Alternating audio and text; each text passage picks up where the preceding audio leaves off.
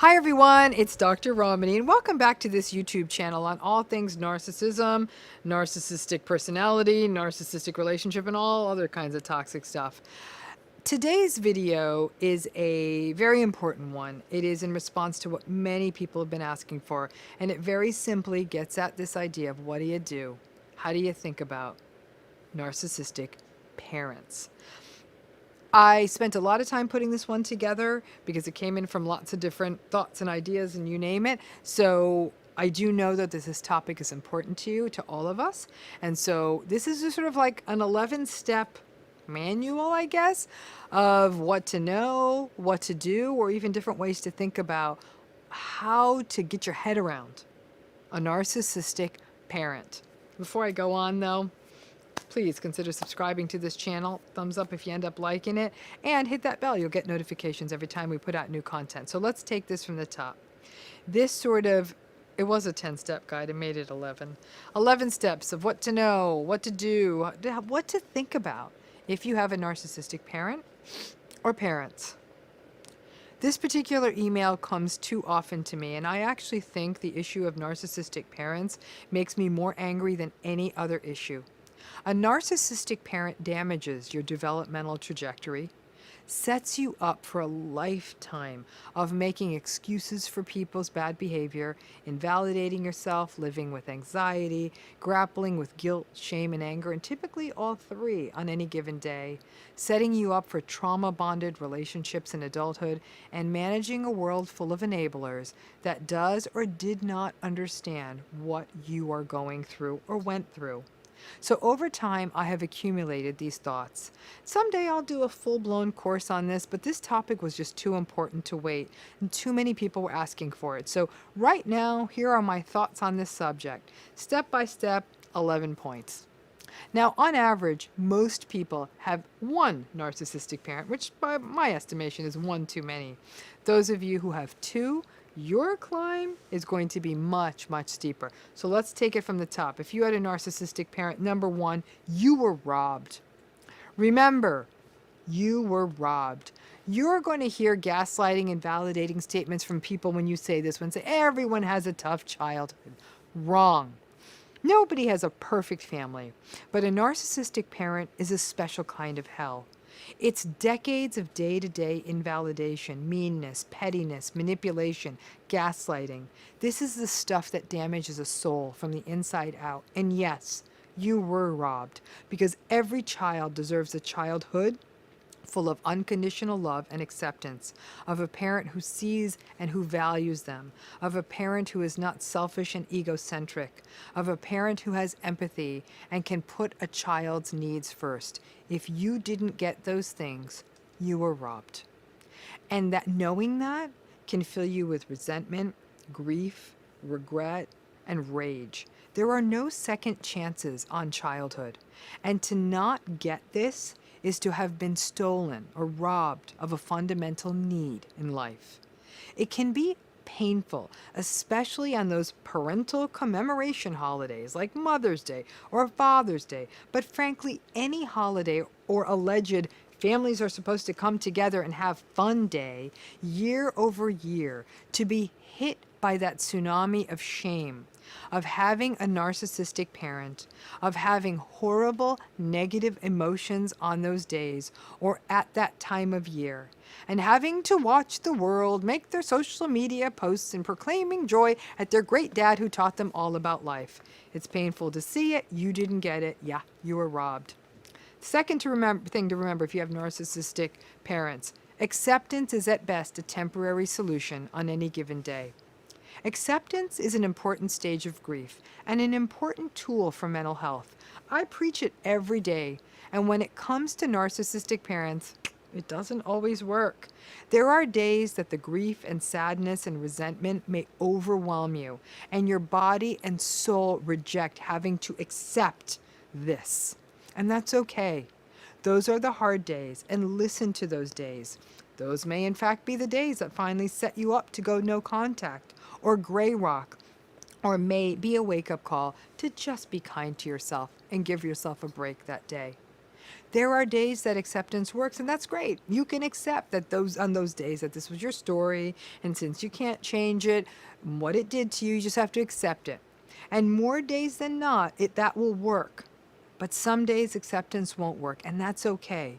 It doesn't mean that you aren't grieving, right? It means that some days the negative emotions are too overwhelming. Number 3 thing to remember if you have a narcissistic parent, stop gaslighting yourself. Think of the things you say to yourself. Maybe it isn't that bad. Maybe I'm making too big a deal about this. Ugh, this parent is old. Maybe I'm just getting too lost in the past. Stop doing it. When you are gaslighted as a child, it does a number on you, much more so than if your first experience with gaslighting is when you are an adult. Before you can even talk, if you were gaslighted, you learn to second guess yourself, to doubt yourself. And that's all courtesy of the gift that keeps giving, being gaslighted as a child. Yeah, parents actually do say things like, don't be so sensitive, or that never happened, or I don't really mean that. When gaslighting is one of the first languages you are taught, it's hard to unlearn it. But stop gaslighting yourself now. Number 4, you got a narcissistic parent. Remember, this was not your fault. Because at the end of the day, it's bad luck, isn't it? You got a narcissistic parent or parents and you didn't ask for it. You're not responsible for their selfishness, rages, manipulations, invalidations, or gaslighting. You may have spent a childhood wondering, if only I didn't say that, if only I kept my room clean, maybe if I was better, he or she would notice me. No. Their narcissism is not your fault. Their narcissistic behavior is not your fault. People in narcissistic relationships try to get some control over the situation by wondering what they did themselves to evoke such toxic behavior from the narcissist. The narcissist is toxic. It's simply who they are. You just had the bad luck to be their child, so it impacted your development. Everyone suffers when a narcissist is around, but kids and partners get it the worst. Number 5, remember, stop saying your parents sacrificed so much. No, they didn't. This is a rationalization that so many people use as they go through the rigors of a childhood with a narcissistic parent or try to make sense of it. That a good old cognitive dissonance raising its head again. My favorite one I hear from people is, I can't be that mad. They put a roof over my head and fed me. Yeah, that's sort of a minimum requirement of parenting, and an orphanage would do that much. They chose to have a child and chose to raise that child. You. Yeah, parenting is a sacrifice, and one a parent makes with eyes wide open, or they're supposed to. I'm a parent. I guess I sacrifice for my kids, but I don't see it as a sacrifice. I see it as a privilege. I see it as a divine role. Have I had to make hard choices? Of course. Do I sometimes make the wrong choices? All the time. But the idea that someone would rationalize a parent's lifelong toxic behavior because the parent paid the rent when you were a child is preposterous.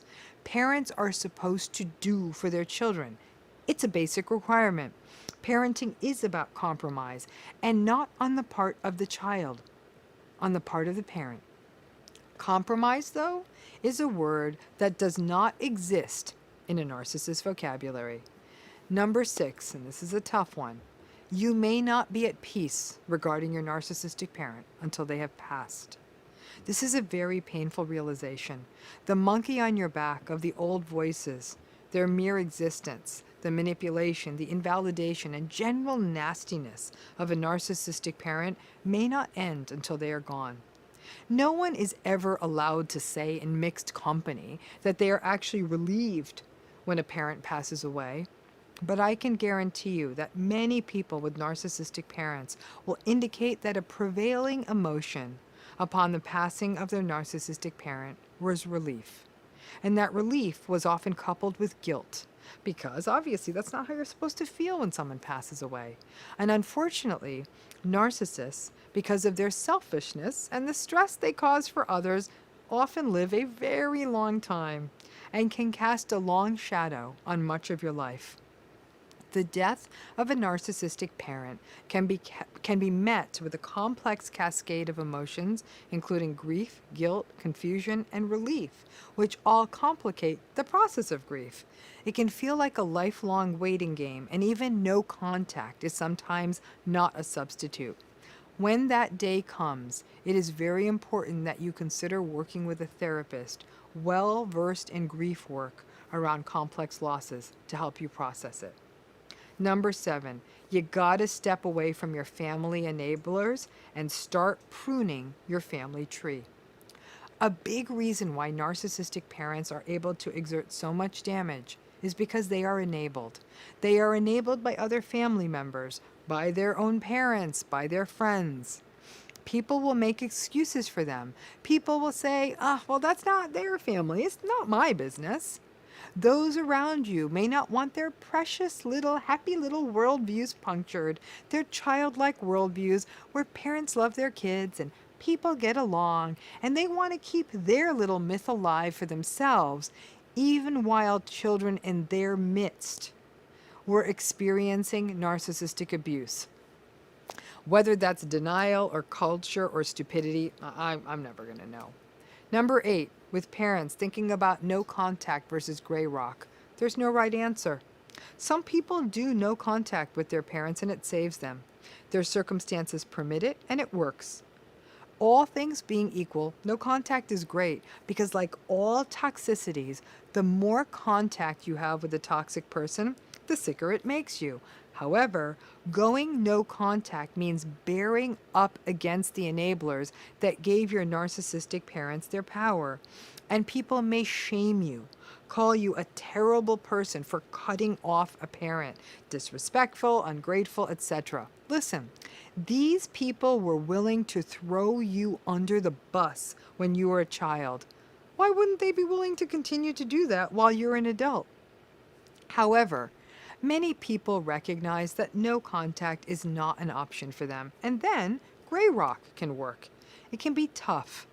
No one knows how to bait you and get under your skin better than your parent who has been doing it for your entire lifetime. Gray rock can also be challenging because of those family enablers in your midst. Those enablers may say you're being difficult or cold or uppity by being disengaged. Only you know what will work for your given situation. Number 9, stop excusing your narcissistic parents on the basis of their backstory. For a fuller look at this issue, please take a look at my videos on generational and cultural narcissism. Those are found in the Narcissistic Types series. But this is one that many people get stuck in. Parents that may have had difficult histories, now these could be due to historical or regional issues like wars, migration, being a refugee, enduring community violence, poverty, or trauma, losing family members to these kinds of events. And these traumas may in fact underlie some of the narcissistic patterns in your parent. And so, they get to do a number on you, as narcissistic parents do, but you keep making excuses for them. He came to America with $100 in his pocket and he still made it. She lost both of her ages before the age of 10. And every time you have to face up to their gaslighting, dismissiveness, and rage, you may rationalize their behavior just because they had a tough start. It may allow you as an adult to engage in the radical acceptance of how difficult your childhood was and that your parent won't change to know their backstory. It may fortify your gray rock that you know they will always hurt you and you will quietly endure it instead of attempting to have them take responsibility for it. Here's the rub. Many people with horrific backstories, most people, don't go on to do a narcissistic number on their kids. Your parent would have enough of a sense of right from wrong. They got through their jobs. After all, they were able to keep it together with other people. But a child is an easy and evocative target. You are not responsible for your parents' history. And enabling their behavior or remaining their psychological punching bag in lieu of it is not healthy for you. Number 10, please stop getting stuck in the if it had only been different vortex. So many people I have known or talked about this with will just ruminate about, if only it had been different. What would I have been like? What would I have been like if I had different parents? If my parent was out of the picture? If my parents got divorced? If my parents did not get divorced? All of these suppositions are very seductive, and it's easy to go down the rabbit hole of ruminative what ifs. But this can be a real dead end that just ends you up in the same place, having to deal with your difficult parent and their legacy because they are who they are, and it wasn't different. This kind of thinking can slow you in your healing and getting to acceptance of the situation so you can devise a more meaningful approach rather than wondering how things could have been different. Next, you need to figure out how to reparent yourself. This is a big one. It's like teaching yourself to read at the age of 25 or do addition at the age of 30. If you're lucky, you had one healthier parent who may have loved you in a healthy manner or showed you compassion and empathy. You may have had other family members who were present and held safe and special spaces for you.